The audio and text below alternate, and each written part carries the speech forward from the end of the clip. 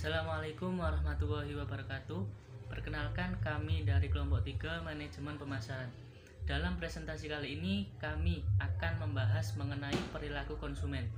Untuk itu, perkenalkan, nama saya Cisilo Almasi, dan dalam pembahasan kali ini saya akan ditemani oleh ketiga teman saya. Yang pertama, Rialistin Uverlina, kemudian Lilin Avenia Diastama, dan Elvina Yasmin Koififa. Untuk penjelasan lebih lanjutnya, simak penjelasan dari teman-teman saya. Assalamualaikum warahmatullahi wabarakatuh. Perkenalkan, saya Elvina Yasmin Koififa dari kelompok 3 NIM 142. Di sini saya akan sedikit menjelaskan tentang konsep inti pemasaran. Konsep inti pemasaran yaitu kebutuhan, keinginan, dan permintaan. Inti pemasaran adalah hal-hal yang penting yang berkaitan dengan kegiatan pemasaran. Konsep inti pemasaran pada dasarnya dimulai dari 1. Kebutuhan, keinginan, dan permintaan. 2. Produk. 3. Nilai, biaya, dan kepuasan. 4. Pertukaran dan transaksi. 5. Hubungan dan jaringan. 6. Pasar. 7. Pemasar dan calon pembeli. Perilaku konsumen.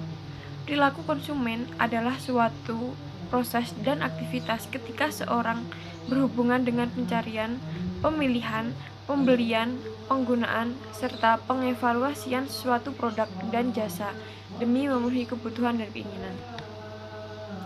Jenis-jenis perilaku konsumen itu ada 4. Yang pertama, respon terhadap pembeli secara rutin. Yang kedua, pengambilan keputusan secara terbatas. Yang ketiga, pengambilan keputusan yang luas. Yang keempat, pembelian impulsif. Faktor-faktor yang mempengaruhi perilaku konsumen. 1. Faktor individu, yaitu keputusan seseorang pembeli dipengaruhi oleh sumber daya konsumen, motivasi, dan keterlibatan, pengetahuan, sikap, kepribadian, gaya hidup, dan demografi. Yang kedua, ada faktor lingkungan. Yang pertama ada budaya, 2. Kelas sosial, 3. Pengaruh pribadi, 4. Keluarga, dan 5. Situasi. Yang ketiga, ada faktor psikologi, yaitu terbagi menjadi 4. Motivasi, persepsi, pengetahuan, dan keyakinan dan sikap. Pasar bisnis. Pasar bisnis merupakan pasar yang pembelinya membeli barang atau jasa untuk digunakan lagi dalam proses produksi atau dijual kembali kepada konsumen. Pasar bisnis memiliki karakteristik yang pertama adalah struktur dan permintaan pemasaran. Struktur dan permintaan pemasaran ini terdiri dari pembeli yang lebih sedikit tapi berkapasitas besar, pelanggan lebih terkonsentrasi secara geografis, permintaan pembeli diturunkan dari permintaan konsumen akhir, permintaan bersifat inelastis, dan permintaan lebih fluktuasi dan cepat. Kemudian yang kedua, sifat unit pembeli, terdiri dari banyak pembeli dan usaha pembelian yang profesional. Dan yang ketiga, jenis keputusan dan proses keputusan.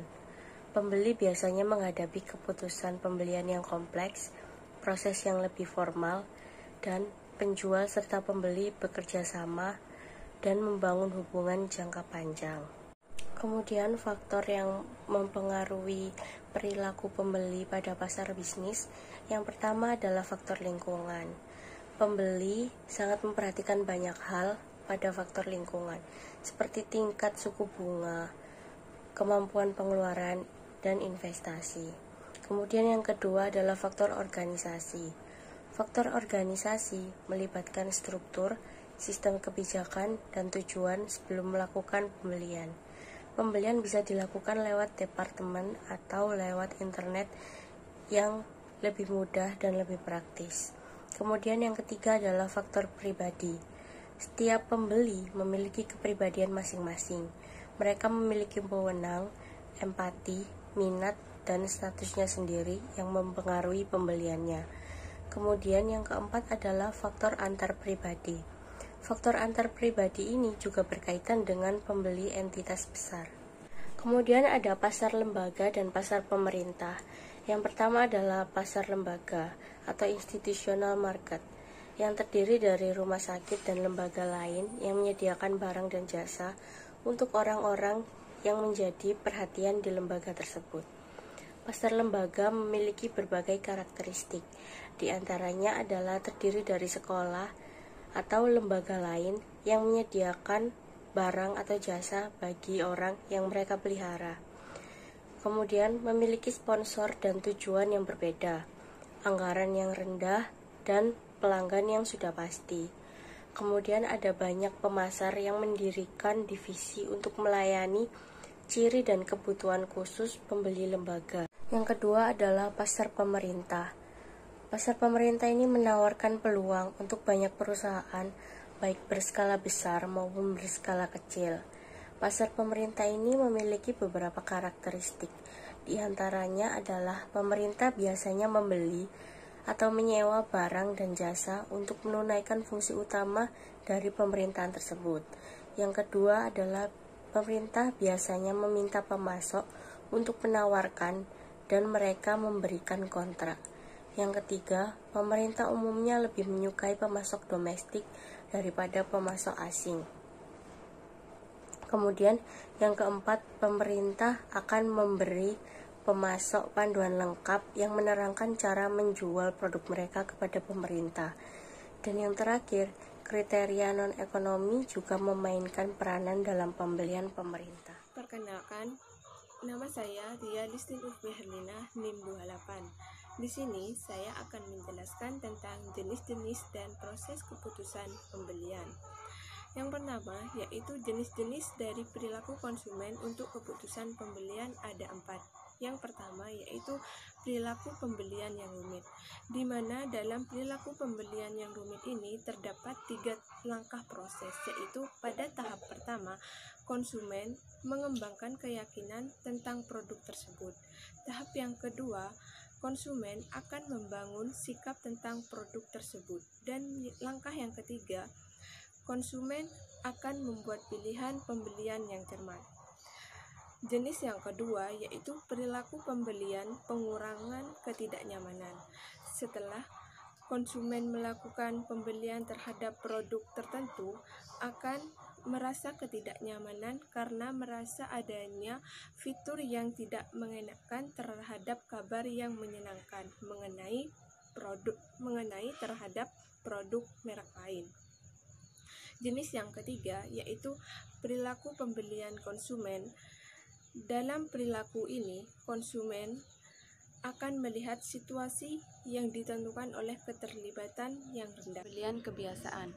Dalam perilaku ini, konsumen akan melihat situasi yang ditentukan oleh keterlibatan yang rendah dalam pembelian dan tidak ada perbedaan merek yang signifikan.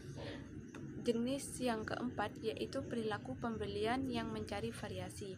Konsumen akan membeli dari situasi yang telah ditentukan oleh keterlibatan yang rendah, tapi beranggapan perbedaan merek yang signifikan. Dalam hal tersebut, konsumen memilih variasi baru karena bosan atau ingin mencoba hal yang baru. Penjelasan berikutnya yaitu tentang proses keputusan pembelian, di mana dalam proses keputusan pembelian ini terdapat 5 proses dalam kita mengambil keputusan pembelian. Yang pertama yaitu pengenalan kebutuhan. Pengenalan kebutuhan merupakan awal dari suatu proses pengambil keputusan pembelian, di mana pada proses pembelian ini dimulai ketika konsumen menyadari mengenai masalah atau kebutuhan yang dapat dicetuskan oleh rangsangan internal maupun eksternal. Yang kedua yaitu pencarian informasi, merupakan tahap kedua setelah kita mengenali masalah yang telah diketahui. Konsumen ingin memenuhi kebutuhannya akan terdorong untuk mencari informasi tentang produk yang diinginkan. Yang ketiga yaitu evaluasi alternatif, di mana evaluasi alternatif ini merupakan tahap ketiga dari proses pengambilan keputusan.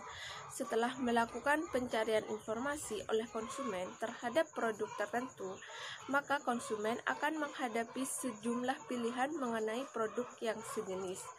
Yang keempat yaitu keputusan pembelian. Keputusan pembelian ini merupakan tahap keempat. Konsumen akan mengambil keputusan pembelian tentang merek mana yang paling cocok atau disukai. Tetapi terdapat dua faktor dalam keputusan pembelian, yaitu antara niat pembelian dengan keputusan pembelian. Yang kelima yaitu perilaku pasca panen, merupakan tahap proses keputusan pembelian di mana konsumen mengambil sebuah tindakan yang selanjutnya setelah pembelian berdasarkan keputusan atau ketidakpuasan mereka. Untuk pembahasan yang selanjutnya mengenai riset perilaku konsumen. Bidang riset konsumen dikembangkan sebagai perluasan dari bidang riset pemasaran yang semata-mata memfokuskan perhatiannya pada perilaku konsumen, bukannya pada aspek-aspek lain dalam proses pemasaran. Hasil riset pasar dan juga hasil riset konsumen digunakan untuk memperbaiki pengambilan keputusan manajerial. Ada beberapa macam riset perilaku konsumen. Untuk yang pertama, ada riset model proses keputusan pembelian. Keputusan konsumen untuk membeli atau memakai suatu produk tidak muncul begitu saja, melainkan melalui proses keputusan yang mempengaruhi keputusan pembelian. Terdapat 5 tahapan proses pengambilan keputusan pembelian yang dilakukan oleh konsumen, yaitu yang pertama pengenalan kebutuhan, kemudian pencarian informasi, kemudian evaluasi alternatif, kemudian keputusan pembelian, yang terakhir hasil atau perilaku pasca pembelian. Untuk yang selanjutnya ada riset model 3 komponen yang mencangkup komponen kognitif, komponen afektif, dan komponen konatif. Disiplin perilaku konsumen telah memberikan kerangka pemikiran bagaimana memahami proses pengambilan keputusan konsumen. Untuk yang pertama komponen kognitif, yaitu komponen yang menggambarkan pengetahuan dan persepsi terhadap suatu objek. Pengetahuan dan persepsi tersebut diperoleh dari pengalaman langsung. Untuk yang kedua ada komponen afektif, yaitu menggambarkan perasaan dan emosi seseorang terhadap suatu produk atau merek. Yang ketiga komponen konatif, yaitu menggambarkan kecenderungan dari seseorang untuk melakukan tindakan tertentu yang berkaitan dengan objek, sikap, produk, atau merek tertentu. Untuk yang selanjutnya ada riset model sikap multi atribut VCBN, yaitu model yang digunakan untuk mengukur sikap konsumen terhadap sebuah produk, baik pelayanan atau jasa, atau berbagai merek produk. Yang selanjutnya ada riset model sikap angka ideal. Model angka ideal ini akan memberikan informasi mengenai sikap konsumen terhadap merek suatu produk dan sekaligus memberikan informasi mengenai merek ideal yang dirasakan oleh konsumen. Untuk yang selanjutnya ada riset kepuasan konsumen. Pengukuran kepuasan konsumen ini ada beberapa. Yang pertama, sistem keluhan dan saran. Sistem organisasi yang berorientasi menyediakan kesempatan dan akses yang mudah serta nyaman bagi para konsumen guna menyampaikan saran, kritik, pendapat, dan keluhan mereka. Untuk yang kedua ada ghost shopping, yaitu dengan memperkerjakan beberapa orang ghost shopper untuk berperan atau berpura-pura sebagai pelanggan potensial produk perusahaan itu. Untuk yang selanjutnya ada lost customer analysis, yaitu perusahaan menghubungi para konsumen yang telah berhenti membeli atau yang telah pindah pemasok agar dapat memahami mengapa mereka ini mengambil kebijakan guna perbaikan atau penyempurnaan selanjutnya. Yang selanjutnya ada survei kepuasan konsumen. Itu sebagian besar riset kepuasan konsumen dilakukan dengan menggunakan metode survei kepuasan konsumen, baik survei melalui pos, telepon, email, website, maupun wawancara secara langsung. Untuk yang selanjutnya yaitu studi kasus. Studi kasus yang kami ambil yaitu mengenai perilaku konsumen dalam pembelian bakso di Purwokerto. Purwokerto adalah suatu daerah di wilayah Kabupaten Banyumas, Provinsi Jawa Tengah bagian Barat, sebelum Cilacap. Purwokerto ini memiliki iklim akademik cukup berkembang, sehingga memiliki laju percepatan atau animo kedatangan penduduk dari luar kota. Oleh karena itu, pertumbuhan bisnis di Purwokerto cukup maju karena menumbuhkan motivasi munculnya berbagai jenis usaha, diantaranya yaitu usaha kuliner. Salah satu usaha kuliner yang familiar dan banyak diminati semua kalangan adalah bakso. Pada studi kasus tersebut menggunakan metode deskriptif kualitatif dengan pengumpulan data menggunakan kuesioner. Terdapat 3 faktor yang mempengaruhi pilihan konsumen. Yang pertama ada konsumen individual. Yang kedua ada lingkungan yang mempengaruhi konsumen. Yang ketiga, stimuli pemasaran atau strategi pemasaran. Alasan perilaku konsumen dari faktor konsumen individual dalam membeli bakso di Purwokerto dikaji berdasarkan kajian demografi. Dan pada faktor lingkungan, alasan konsumen untuk membeli bakso tersebut karena tempat parkirnya yang tersedia cukup memadai dan asal memperoleh informasi pembelian bakso. Dan untuk faktor strategi pemasaran dalam menarik konsumen yaitu faktor rasa yang dimiliki bakso, asal informasi tempat, dan intensitas kunjungan per bulan. Berikut ini terdapat contoh kuesioner dalam perilaku konsumen.